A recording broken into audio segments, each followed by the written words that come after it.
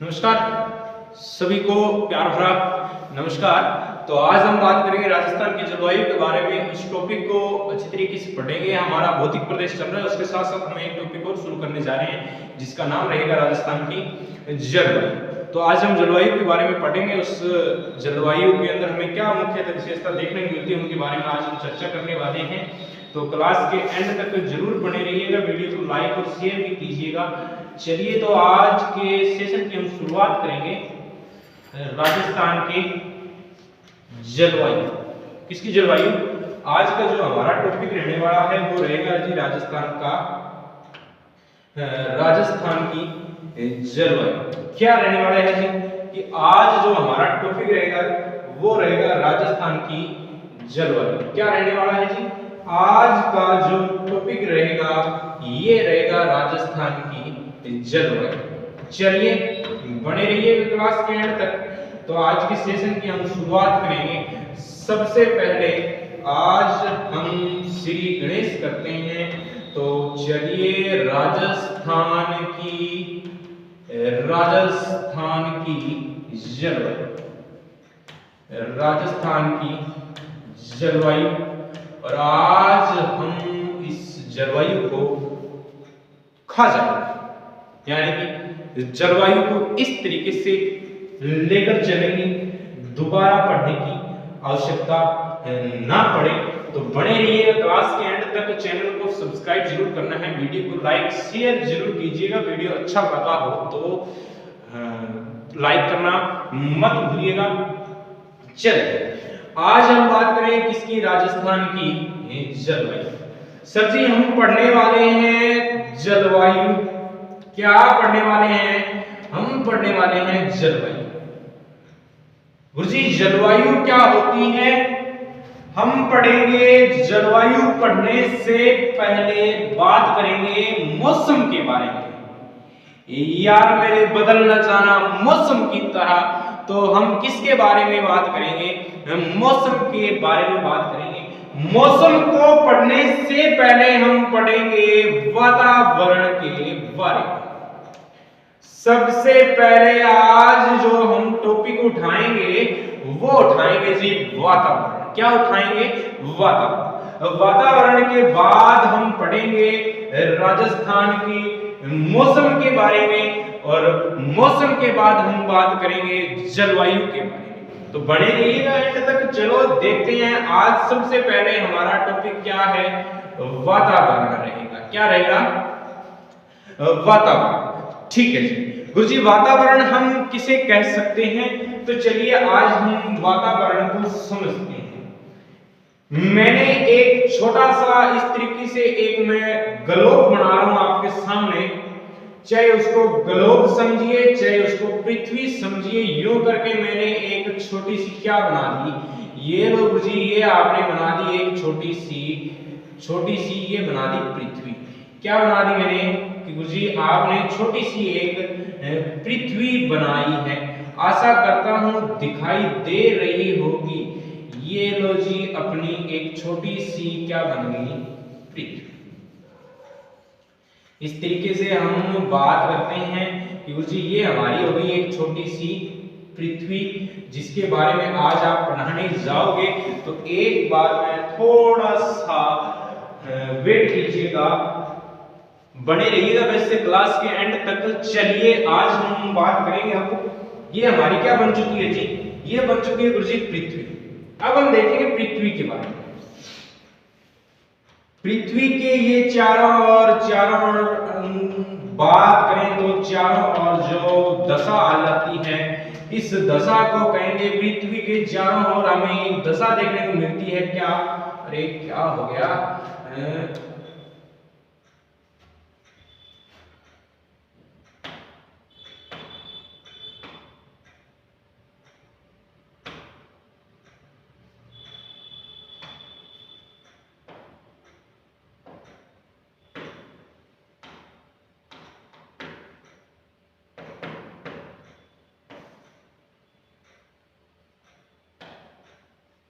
हाँ अब देखो हम बात करते हैं किस चीज के बारे में कि हमें पृथ्वी के चारों ओर हम इस चीज की बात करें, हमें ये क्या देखने को मिलेगा, ये हमारी पूरी पृथ्वी मिट चुकी है।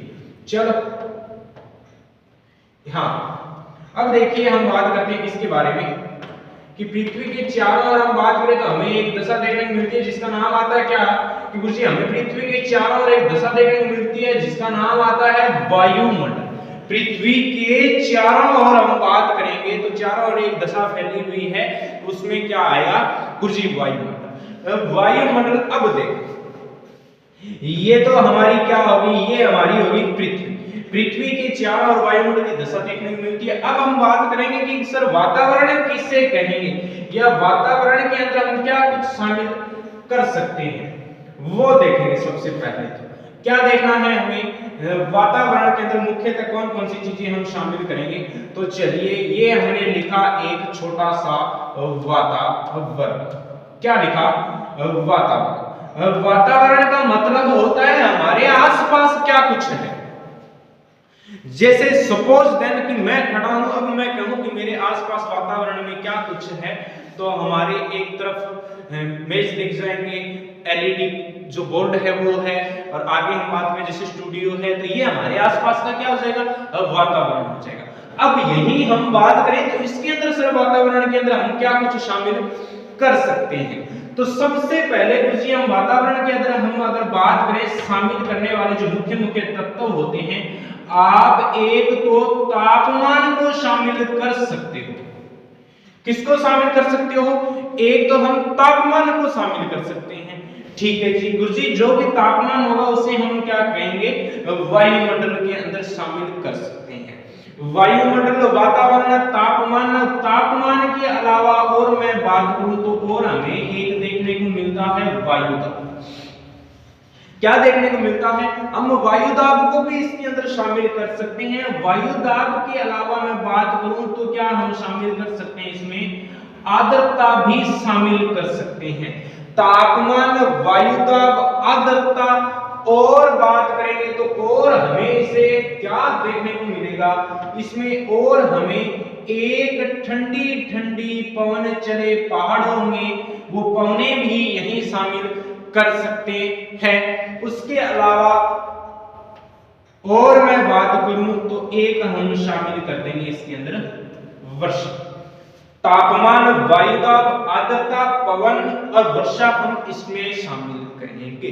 किसके अंदर, वातावरण के अंदर जो तत्व शामिल कर सकते हैं तो वो उसमें शामिल होगा। एक तो तापमान कर सकते हैं, वायुदाब, आर्द्रता, पवन, वर्षा, इन सभी का ही समूह है तो क्या कहलाएगा, वातावरण कहलाएगा। इन सभी का समूह हम यूं करके इन सभी का जो समूह हमें देखने को मिलता है उसे हम कह देंगे जी वातावरण। क्या कह देंगे जी, शाबाश। तो राइट ऑप्शन हो जाना चाहिए, वातावरण कह सकते हैं। अब चलो, अब हमें पढ़ेंगे क्या, किसके बारे में हम पढ़ेंगे, यार बदल ना जाना मौसम की तरह। तो सबसे पहले हम बात करेंगे आज मौसम के बारे में कि मौसम किसे कहते हैं, मौसम किसे कहते हैं। और फिर हम बाद में जो बात करने वाले हैं वो करेंगे जलवायु के बारे में। किसके बारे में, जलवायु के बारे में। चलिए अब सबसे पहले मैं बात करूं मौसम के बारे में। मौसम होता है ना जो, ये मौसम कुछ समय के लिए ही हो सकता है। 1 घंटे के बाद देखना मौसम चेंज हो जाता है, अगर टिका के आंधी भी आ जाए नहीं तो भी मौसम बदल जाए। हम देखते हैं कि कुछ समय मौसम अच्छा होता है, कुछ समय के बाद मौसम चेंज हो जाता है। यानी कि तभी तो कहते हैं कि बदलने जाना मौसम की तरह, मौसम बार बार बदलता रहता है, कुछ समय के बाद बदल जाता है। तो हम लिख सकते हैं यहाँ क्या है, ये वातावरण का ही तो एक भाग है। मौसम है जो वातावरण का ही एक भाग है। तो हम लिख सकते हैं वातावरण की अल्पकालीन दशा। क्या कि वातावरण की अल्पकालीन दशा, वातावरण की अल्पकालीन दशा को हम क्या कहेंगे, वातावरण की अल्पकालीन जो दशा होती है उसे हम कह सकते हैं वातावरण की अल्पकालीन दशा क्या कहलाएगी जी? मौसम कहलाएगी। वातावरण की अल्पकालीन दशा। अब चलिए, अब यहां से एग्जामिनर बहुत बार एग्जाम पूछता है, प्रश्न पूछता है, पर पूछने का तरीका उसका थोड़ा सा अलग होता है। अलग कैसे होता है वो देखो।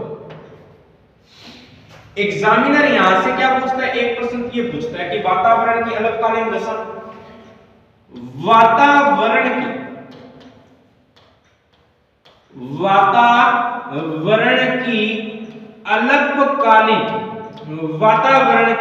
अल्पकालीन जो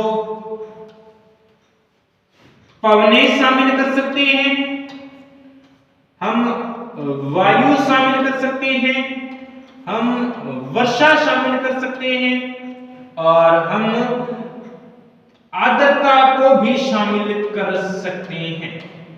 वातावरण की अल्पकालीन पवनें, वायु, वर्षा, आर्द्रता, ये सब ही क्या है? मौसम है। सभी क्या है? मौसम है। अब बात आती है, हम बात करेंगे किसके बारे में? हम अब पढ़ेंगे जलवायु के बारे में कि सर जलवायु कैसे कहेंगे, जलवायु किसे कहेंगे, उसके बारे में हम चर्चा करते हैं। सबसे पहले जलवायु देखो, ये तो क्या थी कि वातावरण की अल्पकालीन दशा थी। मौसम तो क्या था? वातावरण की अल्पकालीन जो दशा होती है उसे हमने क्या नाम दे दिया? उसे नाम दिया था हमने मौसम। अब बात आई हमारी वातावरण की, तो हम लिख सकते हैं जलवायु की बात आई तो हम इसमें लिख देंगे वातावरण की दीर्घकालीन अवस्था। वातावरण की जो दीर्घकालीन दशा होती है उसे हम क्या कहेंगे? उसे हम कहेंगे जल। उसे हम क्या? वातावरण की दीर्घकालीन दशा क्या कहलाएगी? जलवायु कहलाएगी। जलवायु कहलाएगी। वातावरण की दीर्घकालीन अवस्था क्या कहलाएगी? तो हमारा राइट ऑप्शन हो जाना चाहिए, उत्तर गलत नहीं करके आना है। वातावरण की दीर्घकालीन जो अवस्था होती है उसे हम जलवायु कहते हैं और वातावरण की अल्पकालीन जो दशा होती है उसको हम मौसम कहते हैं। और अल्पकालीन के अंदर बात करें, अल्पकालीन देखो वर्षा हो सकती है, पवनें, वायु, आर्द्रता, ये सब हो सकते हैं, तो हम इसको मौसम नाम देंगे। अगर ये दीर्घकालीन के अंदर हम शामिल कर दें, दीर्घकालीन जैसे वातावरण के दीर्घकालीन अवस्था में, देखना बात ये भी इंपॉर्टेंट है, वातावरण की दीर्घकालीन अवस्था में यानी कि पवनें, वातावरण की दीर्घकालीन अवस्था में पवनें, आर्द्रता, तापमान, इन सब के बारे में भी हम कह सकते हैं कि अगर इनकी अवस्था है लंबी रही तब हम इसे कह सकते हैं गुरुजी दीर्घकालीन अवस्था है। क्या है? दीर्घकालीन अवस्था है, यानी कि ये एक जलवायु का भाग है। अगर ये कुछ समय के लिए रहती है, 2 दिन या कुछ घंटों के लिए, कुछ सप्ताह के लिए, 1 या 2 सप्ताह तक रह सकती है, तब हम इसको कह सकते हैं कि सर ये मौसम है। और जब ये लंबे 6 महीने तक या कई वर्षों तक रहती है तब हम कह सकते, 6 महीनों में भी नहीं शामिल कर सकते, कई वर्षों तक शामिल कर सकते हैं। तो कई वर्षों तक रहती है तब हम कहते हैं सर ये किसका पार्ट हो जाएगा? जलवायु का पार्ट हो जाएगा। आशा करता हूं कि यहां तक समझ में आया होगा। जल्दी से इसका स्क्रीनशॉट ले लीजिए, फिर हम आगे की ओर बढ़ते हैं।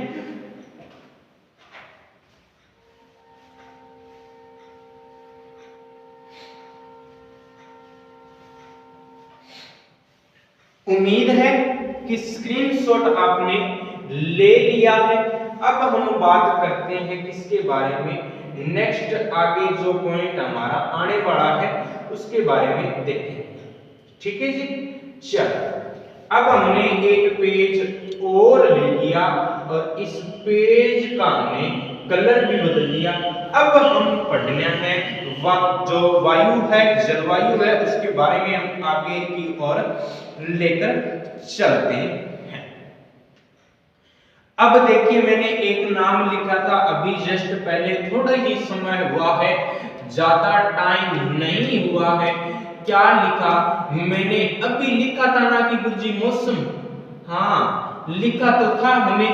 मौसम में क्या होता है गुरुजी? मौसम के अंदर तो आपने अभी याद करवाया, जस्ट क्या याद करवाया मैंने कि गुरुजी अल्पकालीन जो दशा होती है, क्या होती है? अल्पकालीन दशा। किसकी अल्पकालीन दशा? मेरी क्या? यानी कि मेरा थोड़ा समय वातावरण मौसम हो जाएगा, मेरा नहीं होगा। अल्पकालीन दशा किसकी?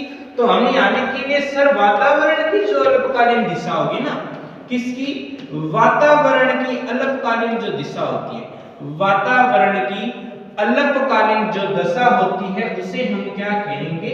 मौसम कह देंगे, ठीक है। और तभी कहा जाएगा क्या कि यार बदल ना जाना तुम मौसम की तरह, अगर बदल गए तुम तो हम भी बदल जाएंगे, तुम तो बड़े धोखेबाज हो।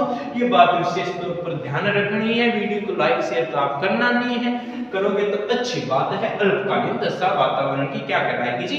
मौसम कहलाएगी, ठीक है। अब चलिए, अब यहां से प्रश्न एक और पूछ लेता है, बहुत बार पूछा गया है। क्या पूछता है वो देखो कि जो मौसम शब्द है किस भाषा से लिया गया है? तो ध्यान रखना मौसम है जो ग्रीक भाषा का शब्द है। मौसम है जो किस भाषा का शब्द है? ग्रीक भाषा का एक हमें शब्द देखने को मिलता है जिसका नाम है क्लाइमेट। क्या नाम है जिसका नाम हमें देखने को मिलता है? क्लाइमेट। तो क्लाइमेट का मतलब होता है मौसम, ठीक है जी। तो यहां तक आपको अच्छी तरीके से समझ में आ गया होगा। चलो अब हम बात करेंगे राजस्थान के अंदर जलवायु किस प्रकार की हमें देखने को मिलती है। राजस्थान में किस प्रकार की जलवायु देखने को मिलती है? तो मैं जलवायु राजस्थान में पढ़ाने से पहले मैं एक छोटा सा ग्लोब बना रहा हूं। क्या बना रहा हूं? एक छोटा सा मैंने ग्लोब बनाया। समझना है बात को, कॉपी पेन हाथ में रखिएगा, पर मैं टाइम दे दूंगा उतारने के लिए, उतार लेना। पर एक बार इस वीडियो को जरूर गौर से देखना है। हम यूं करके एक रेखा खींचते हैं, हम यूं करके नहीं खींचेंगे, हम इसको थोड़ा सा छोटा ना लेकर के फिर खींचेंगे। ये लो, ये रेखा एक हमने यूं खींच दी और एक रेखा मैंने यूं खींच दी। गुरुजी खींच दी, थारो काम रेखा खींचने को, खींच दी। अब ये रेखा बिल्कुल मध्य में है तो हम इसे नाम देते हैं 0 डिग्री भूमध्य रेखा, यानी कि भूमि के बिल्कुल मध्य से गुजरती है, इसलिए इसको नाम दे दिया 0 डिग्री भूमध्य रेखा। इसी रेखा का हमें दूसरा नाम क्या मिलता है? 0 डिग्री विषुवत रेखा। 0 डिग्री विषुवत रेखा हमें नाम देखने को मिल जाता है। बिल्कुल ग्लोब के बिल्कुल बीच में से गुजरने वाली रेखा कौन सी होगी? तो कौन सी होगी? ध्यान रखना, वो आपकी 0 डिग्री भूमध्य रेखा होगी। अब ग्लोब के ऊपरी भाग जो होगा वो उत्तरी गोलार्ध है, नीचे वाला भाग जो होगा वो दक्षिणी गोलार्ध है। ये बात हमें अच्छी तरीके से पता है, ज्यादा नहीं बात है, ठीक है। हम बात करें तो यहां से यूं 1 2 3 4 5 6 7 8 9 10 11 चलते चलते चले तो एक रेखा यूं फिर आ जाती है इस तरीके से। एक रेखा इस तरीके से हम बात करें तो एक रेखा अपनी यहां फिर आ जाती है, आ गई ना? हाँ, इस रेखा को हम कहेंगे 23.5 डिग्री कर्क रेखा। 23.5 डिग्री कर्क रेखा, ठीक है जी। कि सर हमें ये भी पता चल चुका है। फिर हमारे एक रेखा और आ जाती है, इसी के जस्ट ऊपर चलेंगे तो ये रेखा हो जाएगी कौन सी? इस रेखा को हम कह देंगे गुरुजी 66.5 डिग्री, 66.5 डिग्री आर्कटिक रेखा। 66.5 डिग्री आर्कटिक रेखा कहते हैं। क्या कह देंगे 66.5 डिग्री आर्कटिक रेखा। ठीक है, फिर हम इसी के नीचे हम यूं करके बात और करें तो इसका नाम, यह भी 23.5 डिग्री ही रेखा है, पर इसका नाम हो जाएगा 23.5 डिग्री मकर रेखा। 23.5 डिग्री क्या हो जाएगा, मकर रेखा हो जाएगा। ठीक है, फिर हम एक रेखा यहां से और गुजरेगी जिसे हम नाम दे देंगे 66 डिग्री, सॉरी 66.5 डिग्री अंटार्कटिका रेखा। 66.5 डिग्री अंटार्कटिका या अंटार्कटिक रेखा से, अंटार्कटिका नहीं लगाना है, अंटार्कटिक रेखा बिल्कुल मध्य से गुजरेगी, वो 0 डिग्री भूमध्य रेखा हो जाएगी, और नीचे जो गुजरेगी 0 डिग्री से दक्षिण में वो तो हो जाएगी 23.5 डिग्री मकर रेखा, उससे नीचे हो जाएगी 66.5 डिग्री अंटार्कटिका। तो गुरु जी ये बात हमें समझ में आ गई है।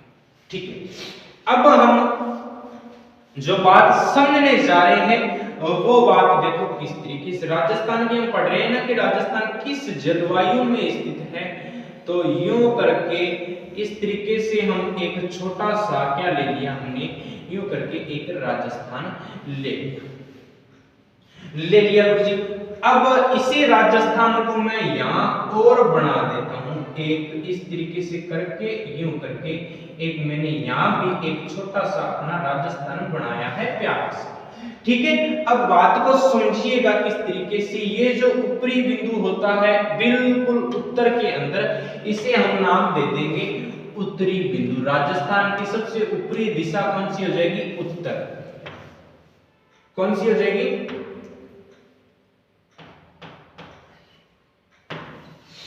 सबसे जो उत्तरी दिशा होती है वो हमारी हो जाएगी कौन सी, वो दिशा हो जाएगी उत्तर। इधर हम बात करेंगे, ये दिशा हमारी होगी उत्तर। ठीक है, और ये दिशा होती है दक्षिण। अब देखिए,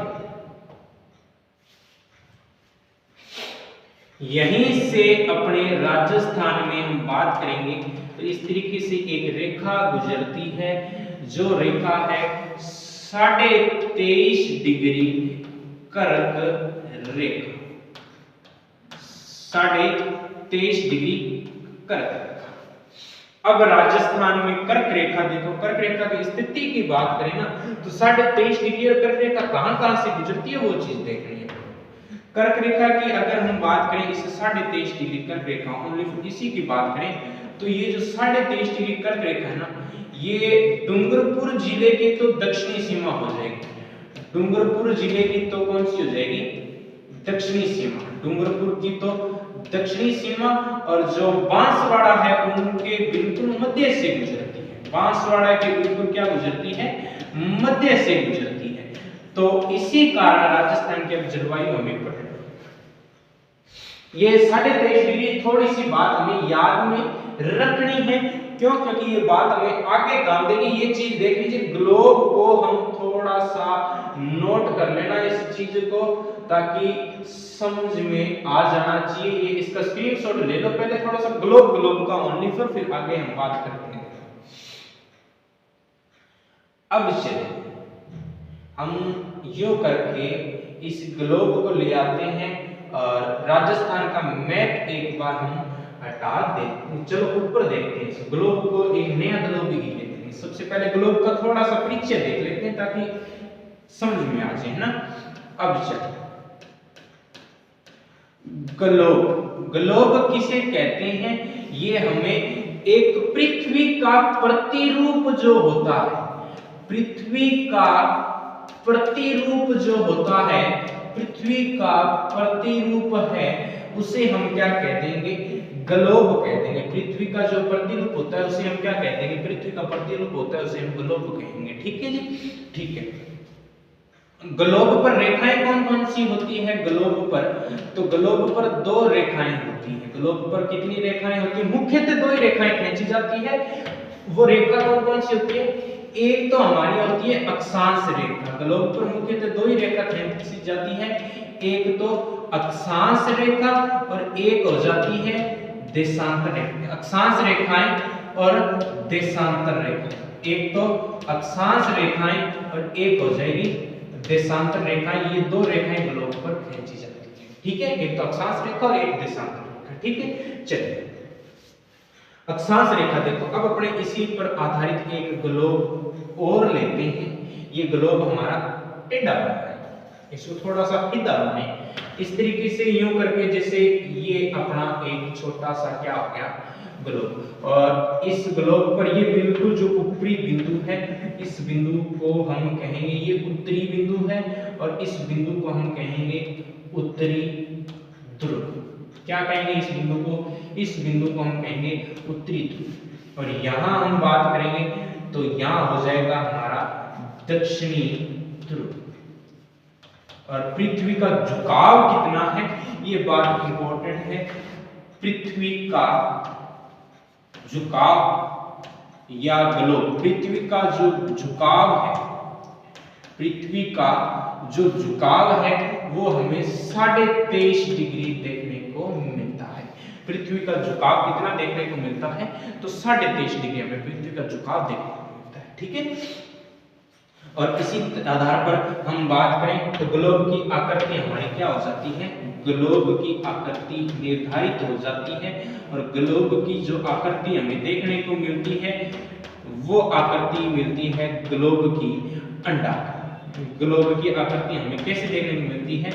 अंडाकार, ठीक है जी। अब मैंने बात बताई थी पहले कि हम दो रेखाएं खींची जाती है ग्लोब पर, एक तो रेखा होती है अक्षांश रेखा और एक रेखा होती है देशांतर रेखा, ठीक है। तो दो अक्षांशों के बीच का जो भाग होगा कैसे, वो चीज देखना।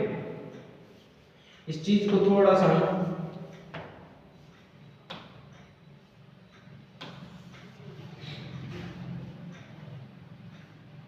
यूं करके इसको यूं बढ़ाने पर तो ये हमारा हो जाएगा उत्तरी ध्रुव, ये हमारा कौन सा ध्रुव?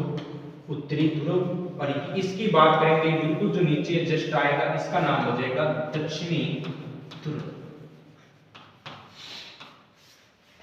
अब चलिए, मैंने अभी एक लाइन बोली थी जस्ट ही, कौन सी? कि सर दो अक्षांशों के बीच का भाग, दो अक्षांशों, ये एक अक्षांश रेखा ये हो गई और एक रेखा ये हो गई, और एक रेखा हमारी ये हो जाएगी और एक रेखा हमारी ये हो जाएगी, ठीक है। तो अब देखो, ये तो बिल्कुल मध्य में है, ये तो रेखा हो जाएगी 0 डिग्री, और इसके ऊपर मैंने बात बताया था 1 2 3 चलते जाएंगे तो 23.5 डिग्री आ जाएगी कर 23.5 डिग्री कर। अब इस चीज को समझना है कैसे 23.5। अब चलिए, ये जो बीच का, ये जो बीच का भाग होता है ना, इस भाग को हम कहते हैं कटी। क्या कहेंगे? कटी। कटिबंध किसे कहेंगे? तो हम यहां एक छोटी सी हेडलाइन डालकर, हेडिंग डालकर हम लिखेंगे कटिबंध के बारे में कि कटिबंध हम किसे कह सकते हैं। तो कटिबंध देखो किसे कहते हैं, हमने हेडिंग डाली कटिबंध। कटिबंध क्या होता है गुरुजी? कटिबंध हम किसे कह सकते हैं? हम तुक्का मार सकते हैं क्या कटिबंध के अंदर? तुक्का कौन नहीं मारना, ट्रिकोलॉजी जमा यूज कौन करनी, अपन ने कॉन्सेप्ट क्लियर करके समझना है।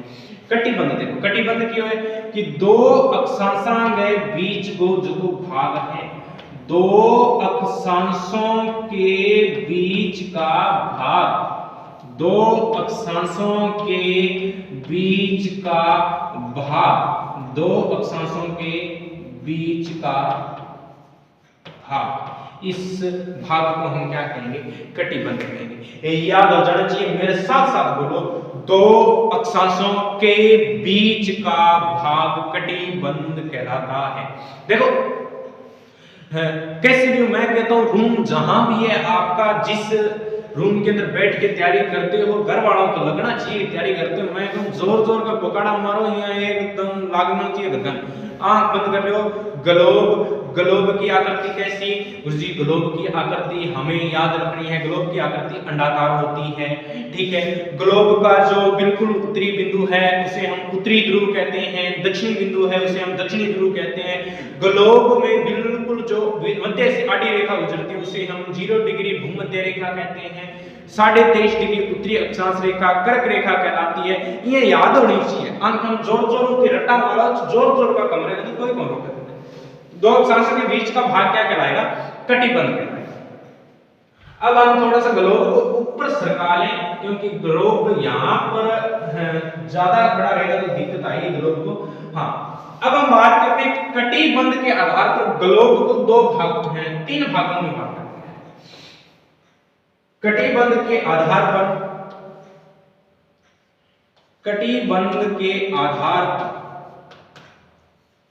कटिबंध के आधार पर ग्लोब को 3 भागों में बांटा है। 3 कटिबंध में बांटा है, चाहे भाग करो।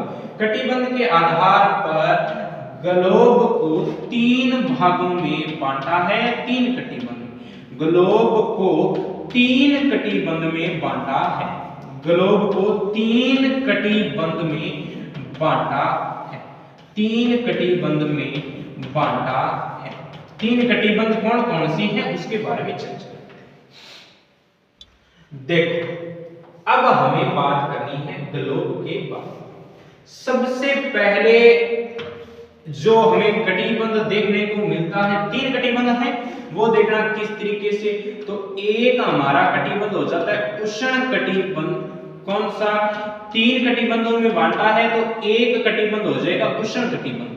दूसरे कटिबंध की हम बात करेंगे, दूसरा हो जाएगा शीतोष्ण कटिबंध। शीतोष्ण कटिबंध, एक तो उष्ण कटिबंध, एक हो जाएगा शीतोष्ण कटिबंध। एक की तीसरे की हम बात करें तो तीसरा हो जाएगा हमारा शीत कटिबंध। तीसरा कटिबंध कौन सा? शीत कटिबंध।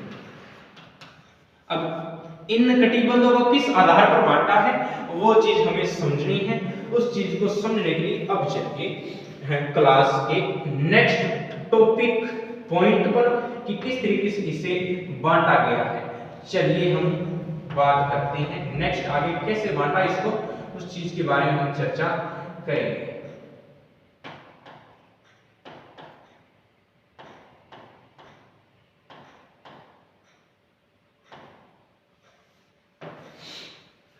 एक हम छोटा सा इंडिया का मैप और देखेंगे। इस चीज को हम थोड़ा सा स्मॉल कर लेते हैं।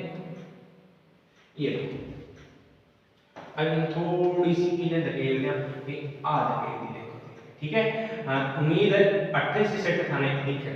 अब एक आप एक मैप लेके चलाना इंडिया किंगो कि गुरुजी इंडिया को इया करके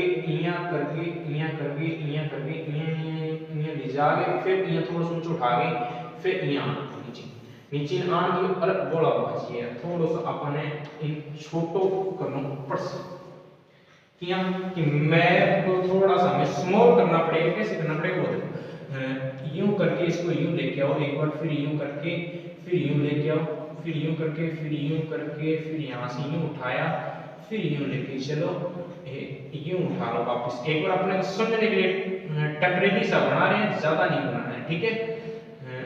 ये ठीक है, इसको फिर यहाँ से यूं कर लो, फिर यूं करके फिर यूं ले जाओ, फिर यूं करके और फिर ये करके छोटा सा गुजरात बना के और फिर अरे अरे वाह क्या राजस्थान का अपना मैप बनाया, अति उत्तम। ठीक है, अभी मैप ने किया समझ में बात देखते हैं। सब पहला अब इन्हें बात करांगा कि कटिबंध के आधार पर किया बांटे हुए, किस आधार पर ग्लोब को कटिबंध में बांटा है, 3 कटिबंध कैसे नाम रखे हैं, आज हम कटिबंध के बारे में पढ़ेंगे। ठीक है, चलिए यहां बिल्कुल भारत के अंदर सबसे पहले जो पूर्वी भारत का जो पूर्वी बिंदु है, अंतिम पूर्वी बिंदु, वो देखने को मिलता है हमें बालानु। भारत का अंतिम पूर्वी बिंदु कौन सा? बालानु। बालानु, ये बालानु पड़ता है जी अरुणाचल प्रदेश में। बालानु कहां पड़ता है? अरुणाचल प्रदेश।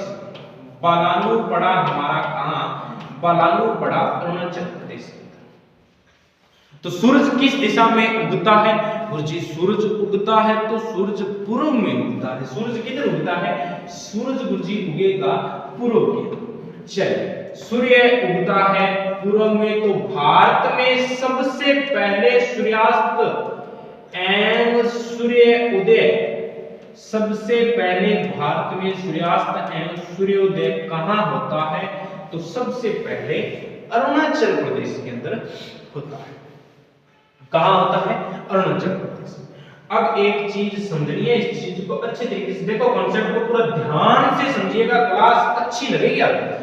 अब मैं एक चीज और बना रहा हूं डायग्राम समझाने के लिए। सूरज हम यहां उगाएंगे, सूरज को इस तरीके से, ये लो जी, हम छोटा सा एक सूरज बना लेते हैं। इस तरीके से सूरज की ये निकल रही है जी किरण, समझने के लिए अच्छे तरीके से ये सूरज की किरणें हैं। चल, अब मैं एक चीज और बता देता हूं आपको, आपके समझ के लिए, कि एक मैंने यूं करके एक छोटी सी टॉर्च ली है। टॉर्च इस तरीके की है और टॉर्च के जस्ट सामने कोई एक इस तरीके से एक चीज पड़ी है, खड़ी है। अब जैसे ही टॉर्च जलेगी ना, टॉर्च जलने के बाद ये अब इसका जो सीधा प्रकाश पड़ेगा वो सीधा एक तो लंबवत पड़ेगा। यहां मान लो बी बिंदु है, यहां ए बिंदु है, यहां सी बिंदु है। तो टॉर्च ये अपनी क्या है? टॉर्च है। तो इस टॉर्च को ऑन किया तो फोकस सीधे लंबवत कहां गया? बी बिंदु पर। तो ये क्या चमकेगी? लंबवत चमकेगी, ठीक है। और इसकी सर्वाधिक जो तिरछी किरणें पड़ेगी वो किस बिंदु पर पड़ेगी? उत्तर में तो ए बिंदु पर, और दक्षिण में हम बात करें, दक्षिण किस बिंदु पर पड़ेगी? सी बिंदु पर पड़ेगी। समझ में आई ये बात? देखो, टॉर्च जगाने के बाद सीधी लंबवत किरणें पड़ेंगी यहां। यही बात मैं यहां समझाना चाहता हूं इस चीज के अंदर। क्या कि देखो, इस तरीके से हम बात करेंगे तो राजस्थान में जो रेखा पढ़ाई थी मैंने, कौन सी? वो रेखा है कर्क रेखा। इस तरीके से हम बात करेंगे तो ये हमारी हो जाएगी कर्क रेखा। ये कौन सी रेखा है? ये वही है जो 23.5 डिग्री है। ये इसको यहां से, ये खड़ी है ना, इसको यहां से यूं मिला दो। ये लो जी, ये रेखा कौन सी होगी? 23.5 डिग्री। टॉर्च आपको समझ में आ गई? टॉर्च को काम करने मिटाओगे, ठीक है। बात आपने यही समझनी ज्यादा करते हैं। एक बार एक स्क्रीनशॉट ले लो, फिर बाद में आप आगे और बढ़ो।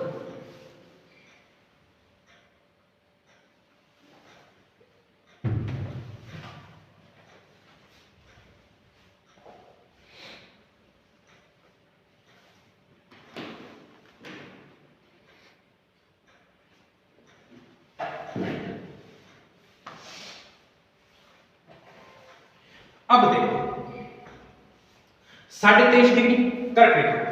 23.5 डिग्री जो कर्क रेखा भारत के 8 राज्यों से होकर गुजरती है।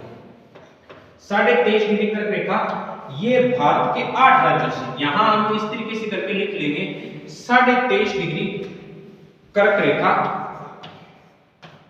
23.5 डिग्री कर्क रेखा भारत के 8 राज्यों से होकर, भारत के 8 राज्यों से।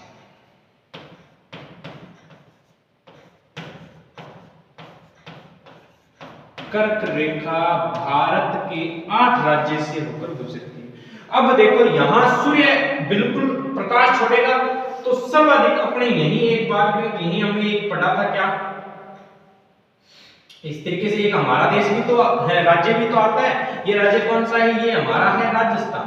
अब देखो, राजस्थान में कर्क रेखा कहां से होकर गुजरती है? राजस्थान में कर्क रेखा की बात करें तो राजस्थान में कर्क रेखा डूंगरपुर के चीखली गांव से होती है। बांसवाड़ा के बिल्कुल कहां से गुजरती है? मध्य से गुजरती है। बांसवाड़ा के बिल्कुल कहां से गुजरेगी? मध्य से गुजरेगी ये चीज। अब देखना,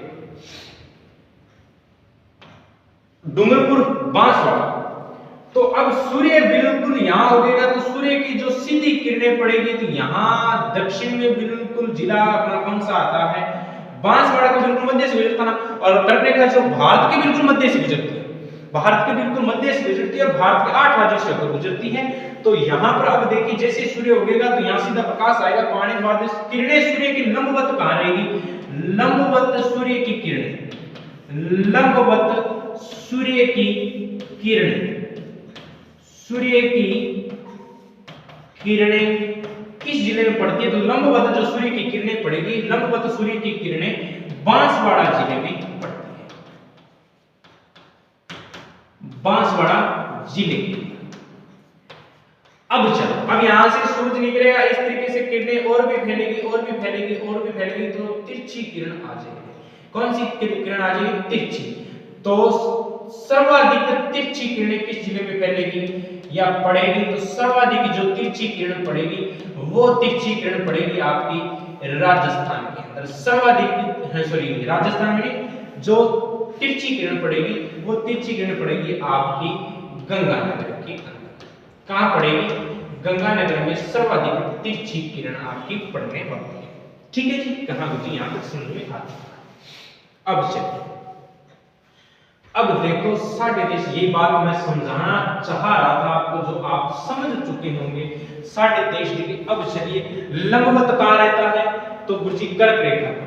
अब जब सूर्य लंबवत रहेगा ना, तो अब चलिए एक अपने छोटा सा ग्लोब यहां और लेंगे और इस ग्लोब को एक बार फिर हम समझेंगे इस तरीके से। ये ठीक है, ग्लोब लेने में हमने कमी नहीं छोड़ी है, समझने में भी नहीं छोड़ेंगे और समझाने में भी नहीं छोड़ेंगे और आपको समझने में भी नहीं छोड़ेंगे। 0 डिग्री भूमध्य रेखा। अब चलिए, जब सूर्य बिल्कुल लंबवत रहता है तब ध्यान रखना, यानी कि सूर्य बिल्कुल कहां रहेगा, लंबवत यहां रहेगा, तो ये भाग भी तो कौन सा हो जाएगा, ये गुरुजी उष्ण हो जाएगा। और यानी कि ये दोनों कटिबंध कौन से हो गए, ये उष्ण कटिबंध हो गए। यानी कि बीच का भाग कौन सा कहलाएगा, इन दोनों के यानी कि 23.5 डिग्री मकर रेखा और 23.5 डिग्री कर्क रेखा के बीच का जो भाग है वो कौन सा, उष्ण कटिबंध।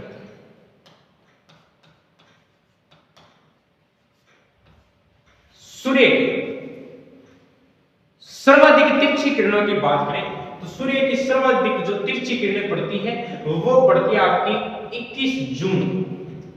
सूर्य की सर्वाधिक तिरछी किरणें कब पड़ती है, तो सूर्य की जो सर्वाधिक तिरछी किरणें पड़ती है वो पड़ती है 21 जून। 21 जून को सूर्य कहां होता है, किस दिशा पर रहता है, यानी कि किस रेखा पर लंबवत चमकेगा, 21 जून को सूर्य कर्क रेखा पर होता है राजस्थान के अंदर 23.5 डिग्री।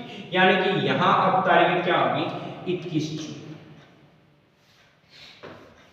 21 जून को सूर्य कहां है, 21 जून को सूर्य रहेगा अपना कर्क रेखा पर लंब। 21 जून को सूर्य रहेगा जी 21 जून और 21 जून को सूर्य कर्क रेखा, 21 जून को सूर्य किस रेखा पर लंबवत रहेगा, तो 21 जून को जो सूर्य है वो कर्क रेखा पर लंबवत रहेगा। अब पृथ्वी का झुकाव मैंने बताया था, पृथ्वी का झुकाव कितना है, पृथ्वी का झुकाव है 23.5 डिग्री। और पृथ्वी का झुकाव 23.5 डिग्री होने के कारण ना, तो अब है जो सूर्य यहां से तो उत्तर में जा रहा है, अब सूर्य 23.5 जो पृथ्वी का झुकाव है 23.5 डिग्री होने के कारण सूर्य वापस दक्षिणायन की ओर आ जाता है। तो यहां अब हम बात करें सूर्य किधर को चलना शुरू हो गया, दक्षिणायन।